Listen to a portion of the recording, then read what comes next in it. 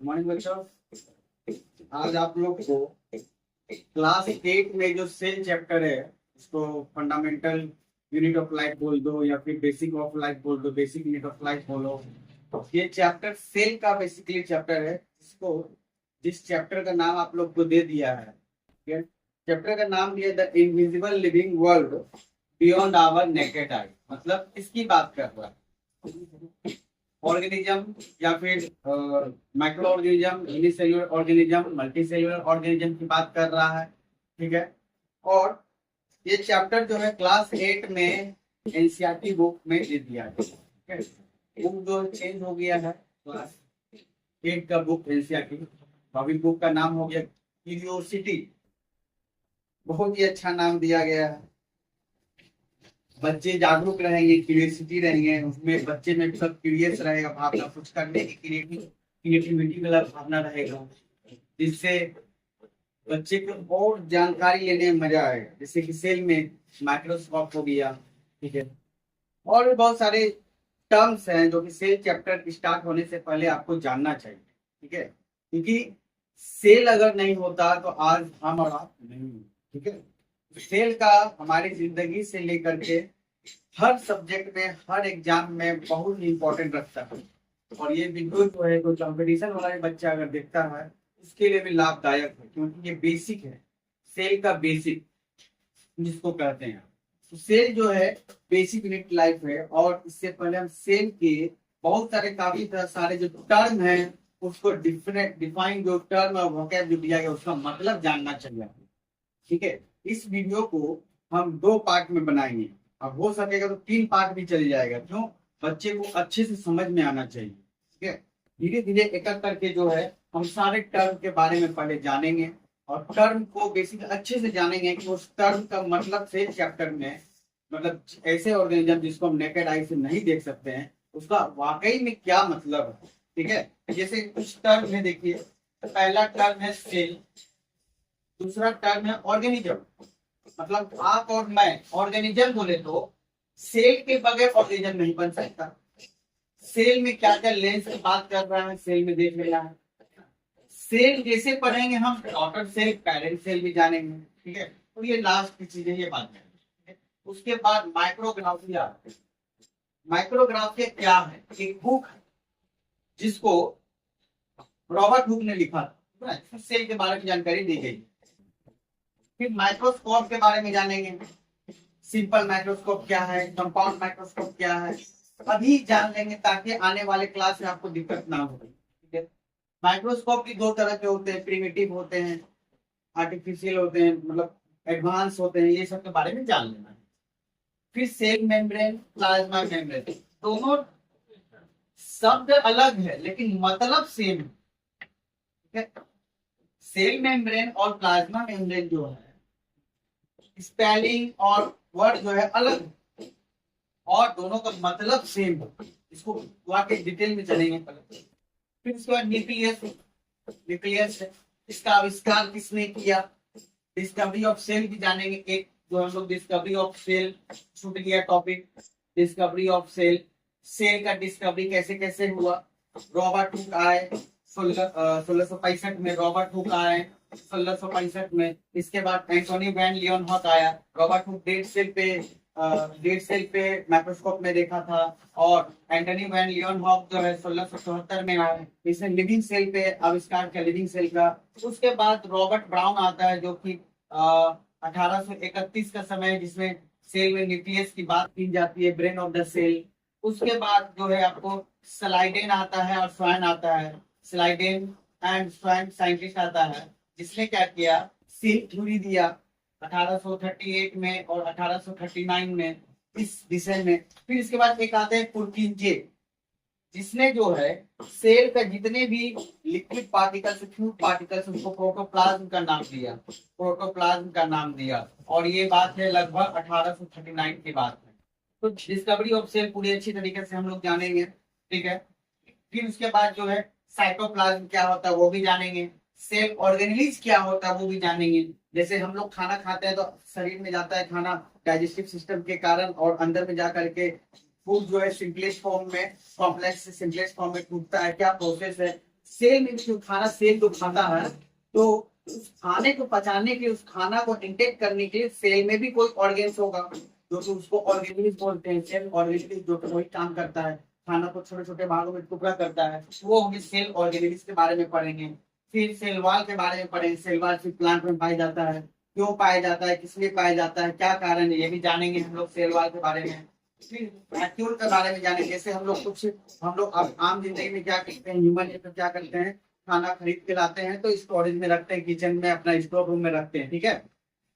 उसी तरीके से सेल जब खाना खाते हैं ज्यादा हो जाता है, कैसे गिलहरी जो अपने यहाँ पे डाल लेती है मूंगफली, बंदर को भी देखे होगे कि ज्यादा दोगे तो क्या करता है, खाता नहीं है, अपने साइड में रखते चल जाता है लंगूर लोग, ठीक है। उसी तरीके उसका मतलब स्टोर करता है, तो स्टोरेज उसको बोलते हैं। तो सेल के भाषा में वो स्टोरेज जो है वैक्यूल्स कहलाता है। वैक्यूल्स के बारे में जानेंगे हम लोग, प्लांट में भी जानेंगे, एनिमल में क्या होता है। प्लांट में वैक्यूल जो छोटा होता है, एनिमल सेल में बड़ा होता है, काफी बड़ा होता है, प्लांट में हमेशा छोटा होता है, ठीक है। फिर रेटिकुलम के बारे में जानेंगे, जो रेटिकुलम, और इससे पहले हम सेल के ट्रांसपोर्ट के बारे में चाहिए। जैसे हम खाना खा रहे कहीं कहीं से हमारे पास ट्रांसपोर्ट होके आ रहा है प्लांट के माध्यम से, उसी तरीके से सेल में भी जो है, सेल का फूड जो है, ऑर्गेनिज्म जो है, ट्रांसपोर्टेशन कैसे करता है फूड का, वो प्रोसेस जानेंगे। जिससे ऑस्मोसिस और डिफ्यूजन के माध्यम से जानेंगे रेटिकुलम में। और रेटिकुलम के दो टाइप है, एंडोप्लाज्मिक रेटिकुलम और स्मूथ रेटिकुलम, ये भी जानेंगे। इसके बाद प्लास्टिड्स के बारे में भी जानेंगे, जो किसी प्लांट में पाया जाता है। प्लास्टिक पे चलते जो तीन चीजें फॉर्मेशन होती है, जैसे क्लोरोप्लास्ट, लिथोप्लास्ट, क्लोरोप्लास्ट। अगर ये प्लास्टिक अगर जीवन में नहीं होगा तो हमारा जीवन खत्म हो जाएगा। प्लास्टिक के कारण ही जो है ऑक्सीजन उत्पन्न होता है, ऑक्सीजन का प्रोडक्शन होता है, क्योंकि प्लांट में ग्रीन पिगमेंट बनता है जिसके कारण क्लोरोफिल होता है और ऑक्सीजन बनता है, ठीक है। जिस प्रोसेस को फोटोसिंथेसिस बोलते हैं। अगर प्लांट अगर खाना नहीं बनाएगा, उस प्रोसेस में ऑक्सीजन सप्लाई नहीं कर पाएगा। प्लांट जब खाना बनाकर ऑक्सीजन रिलीज करता है, उसके फॉर्मेशन में उसका इक्वेशन जानेंगे हम लोग। फोटोसिंथेसिस के इक्वेशन जानेंगे, क्या होता है, सनलाइट कार्बन डाइऑक्साइड, और सनलाइट कार्बन डाइऑक्साइड से आप मिनरल्स वगैरह को रिएक्ट करते हैं तो प्लांट ऑक्सीजन छोड़ता है, ग्लूकोज छोड़ता है, रिलीज करने के बारे में लोग जानेंगे, ठीक है ना। और प्लास्टिक अगर नहीं होगा तो ऑक्सीजन नहीं होगा, ऑक्सीजन नहीं होगा हमारा जीवन नहीं होगा, ठीक है। ये भी जानेंगे हम लोग, ठीक है। ये तीनों माध्यम से माइटोकॉन्ड्रिया के बारे में जानेंगे, गोल्गी एपेरेटस के बारे में जानेंगे। जैसे आप कुछ सामान कुछ ऑर्डर करते हैं तो कोई डिलीवरी बॉय आकर सामान पहुंचा देता है ना। सेल में जब खाना खाते हैं, जैसे प्लांट है तो प्लांट में जाइलम और फाइलम होता है। तो जाइलम क्या करता है, जल वाली चीज, वाटर वाली चीज जो प्लांट के हर एक भाग में, हर एक ब्रांच में भेजता है, ठीक है। और फाइलम जो है, फाइलम क्या करता है, आपको जो भी फूड पार्टिकल्स है वो फूड ग्रेन्स को जो सभी प्लांट के हर एक पार्ट में देता है। उसी तरीके से जो है हमारे शरीर में या फिर सेल में जो डिलीवरी करता है वो गोल्गी एपेरेटस करता है। ठीक है, वो गोल्गी एपेरेटस के बारे में जानेंगे। लाइसोसोम के बारे में जानेंगे। हम जिस कुछ खा लेते हैं, अनहेल्दी खा लेते हैं तो पचता है ना, डिकम्पोज होता है ना। तो सेल भी कुछ खा लेता है तो उसको डिकम्पोज करने के लिए कोई तो ऑर्गेन होना चाहिए। इंसान के पास है तो इंसान तो सेल से ही बना है। Basic need of life, fundamental unit life. तो उसी तरीके से लाइसोसोम जो वेस्ट पार्टिकल को क्या करता है, डिकम्पोज करता है। फिर स्टोरेज से प्लांट में कैसा होगा, एनिमल में कैसा, मतलब खाने को कैसे रखेंगे, करेंगे। राइबोसोम, जैसे हम लोग खाना खाते हैं, हम लोग को प्रोटीन नहीं मिलेगा तो भाई हम लोग ग्रोथ नहीं कर पाएंगे। उसी तरीके से राइबोसोम जो है सेल में प्रोटीन का संचालन करता है। ये राइबोसोम जो है ना, प्रोटीन का फैक्ट्री बोल सकते हैं। सेल में फैक्ट्री जो है, प्रोटीन जो बनाने वाला यही है राइबोसोम, ठीक है ना। जैसे सेल किससे बना है, लिपिड और प्रोटीन से बना हुआ है। सेल जो है हमारा किससे बना है, लिपिड और प्रोटीन से बना हुआ है, ठीक है ना। और सेल के बाद सेल मेम्ब्रेन, प्लाज्मा मेम्ब्रेन किससे बना हुआ है, सेलुलोज से बना हुआ है। इसी तरीके से बाकी चीजें जानेंगे हम लोग, ठीक है। जैसे बैक्टीरिया हो गया, बैक्टीरिया कुछ बैक्टीरिया है जो कि किटिन से बनी होती है। ये सब के बारे में हम लोग जानेंगे अच्छे से, ठीक है। डीएनए के बारे में जानेंगे। डीएनए में क्रोमेटिन के बारे में जानेंगे, क्रोमोजोम कैसे होता है। जैसे बोलते हैं ना क्रोमोजोम, एक एक्स क्रोमोजोम, वाई क्रोमोजोम के बारे में लोग अच्छे से जानेंगे। क्रोमोजोम जो है पहले क्रोमेटिन होता है तब जाके क्रोमोजोम बनता है। अगर प्लेन पे जो डीएनए जो है, न्यूक्लियस में जो डीएनए है वो अगर अपने अपने जगह पर शांत अवस्था में है, स्टेबल है, तो रैंडमली डिस्ट्रीब्यूटेड है। कहने का मतलब कोई कहीं बैठा हुआ है कुछ नहीं कर रहा, लेकिन जब रिप्रोडक्शन का समय है तो वही सेल एक्टिव हो जाता है तो सभी बैठा हुआ डीएनए एक दूसरे को जोड़ने लगता है। तो इस टाइप का शेप बनाता है, ठीक है ना। तो तब जब ये साइड पे शेप हो जाता है तब इसको बोलते हैं क्रोमोसोम। इससे पहले जो सेल के अंदर, ब्रेन के अंदर इधर इधर इधर इधर इधर इधर क्या करता है, रेंडमली अपना बैठा होता है। जब सेल एक्टिव होता है तो ये कॉइल्ड लाइक स्ट्रक्चर बना लेता है, डीएनए बनाता है। सब डीएनए, ये सब जो डीएनए है, तो जैसे इस तरह का स्ट्रक्चर बनाता है इसको क्रोमोसोम बोलते हैं। और ऐसे जिस तरीके से फेंका हुआ है, अपने अपने जगह पे बैठा हुआ है, तो इसको क्रोमेटिन बोलते हैं। जब एक्टिव होगा सेल तब जाकर के क्रोमोसोम कहेंगे उसको। फिर hypotonic solution, hypertonic, isotonic solution जान लेंगे, क्योंकि सॉल्यूशन, सॉल्यूट और सॉल्वेंट, जब सॉल्यूट ज्यादा होता है तो हाइपरटोनिक होता है, जब सॉल्यूट कम होता है तो हाइपोटोनिक होता है। जब सॉल्यूट और सॉल्वेंट में कोई चेंज ना हो तो उसको आइसोटोनिक सॉल्यूशन बोलते हैं। ये सारी चीजें जो एक बार जिस तरीके से अभी बताएं, इस सेल का एक कंप्लीट जो बोलते हैं। और कुछ अगर छूट गया था तो डिस्कवरी छूट गया था, उसको भी हम टेकअप करेंगे, ठीक है। उसके बाद daughter cell, parent cell, plasmolysis के बारे में जानेंगे। अगर सेल को किसी सॉल्यूट वाले पार्टिकल कंटेनर में रख देते हैं तो सेल के साथ क्या होगा, ठीक है ना। ये सारी चीजें जो हम एक कहानी के माध्यम से हम लोग क्लियर करेंगे, ठीक है।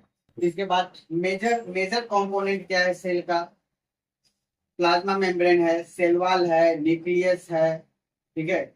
और साइटोप्लाज्म हो गया, प्रोटोप्लाज्म हो गया, ये सभी चीजें हैं। तो ये सब के बारे में हम लोग अच्छे से जानेंगे। ये था इंट्रोडक्शन आपका एनसीईआरटी बुक क्यूरियोसिटी क्लास 8 का, living in invisible living world beyond our naked आई।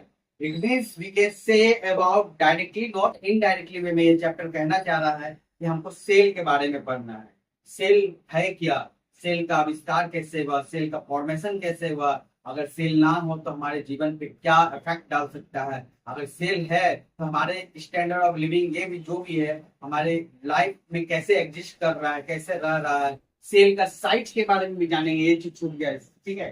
तो हम लोग सेल का एवरीथिंग हम लोग जानेंगे। सेल का साइज क्या होता है, नंबर क्या होता है, साइज नंबर हो गया, इसके बारे में जानेंगे। शेप के बारे में जानेंगे, ठीक है ना। हर एक सेल एक ही शेप के नहीं होते, सेल अलग अलग टाइप के, अलग अलग स्ट्रक्चर के होते हैं, लेकिन वो सेल, ठीक है ना। ये के बारे में हम लोग नेक्स्ट क्लास में आगे एक एक टॉपिक करके हम लोग जानेंगे, पूरे डिटेल में जानेंगे इस चैप्टर को, ठीक है। क्यूरियोसिटी बुक चेंज हो गया, एनसीईआरटी बुक आप लोग को बेस्ट मटेरियल अच्छे तरीके से हम जो है आपको प्रोवाइड करेंगे। आप लोग को एक एक टॉपिक जो है डिटेल में आपको समझाया जाएगा, और एक एक टर्म, जितने टर्म लिखे हैं ना, आपको उम्मीद करते हैं कि ओवरव्यू जो है सेल का, द इनविजिबल वर्ल्ड का जो ओवरव्यू है ना, हम आपको अच्छे से हम एलिब्रेट कर पाए, जितने भी टर्म्स हैं हम अच्छे से आपको एलिब्रेट कर पाए, अच्छे से देख के डिस्कस कर पाए।